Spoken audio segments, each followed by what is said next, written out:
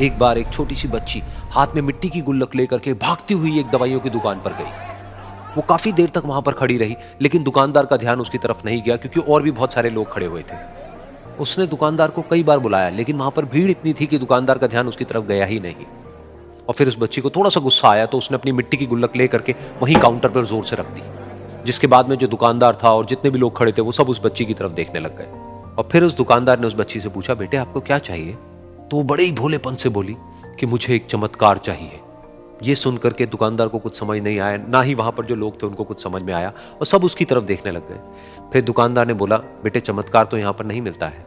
तो बच्ची को लगा कि वो उससे झूठ बोल रहा है, तो बच्ची ने कहा कि मेरी गुल्लक में बहुत पैसे हैं, आप बताओ आपको कितने पैसे चाहिए, लेकिन मैं आज यहां से चमत्कार लेकर के ही जाऊंगी। तो वहीं काउंटर पे एक और आदमी खड़ा था, उसने उस बच्ची से पूछा कि बेटे क्यों चाहिए तुमको चमत्कार? तब उस बच्ची ने अपनी कहानी बताई कि अभी कुछ दिन पहले मेरे भाई के सर में बहुत तेज दर्द हुआ, तो मेरे पापा मम्मी उसको हॉस्पिटल ले गए। उसके बाद कई दिन तक मेरा भाई घर नहीं आया।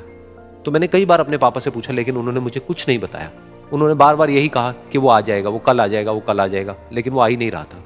तो मैंने देखा कि मम्मी रो रही है, और पापा मम्मी को कह रहे थे कि उसकी दवाइयों के लिए और उसके इलाज के लिए जितने पैसे चाहिए उतने मेरे पास में नहीं है, अब उसको कोई चमत्कार ही बचा सकता है।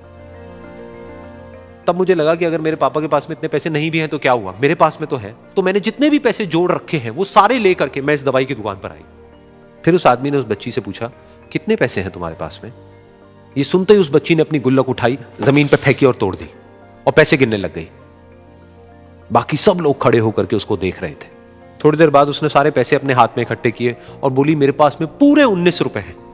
वो जो आदमी वहां पर खड़ा था वो थोड़ा सा मुस्कुराया और बोला कि अरे तुम्हारे पास में तो पूरे पैसे हैं, इतने का ही तो आता है चमत्कार। ये सुनकर के वो बच्ची बहुत खुश हो गई और बोली कि चलो मैं आपको अपने पापा से मिलवाती हूं।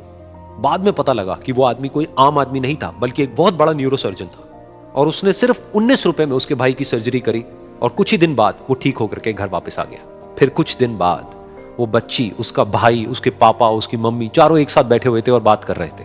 तो उसकी मम्मी ने उसके पापा से पूछा कि अब तो बता दो ये चमत्कार आपने किया कैसे? तो उन्होंने अपनी बेटी की तरफ देखा और बोले, ये चमत्कार मैंने नहीं, इसने किया है।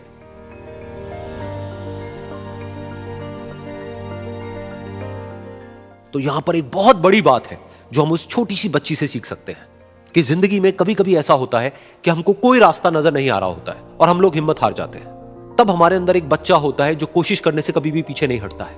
वो हार मानने को तैयार नहीं होता है क्योंकि उसको ना शब्द समझ नहीं आता है।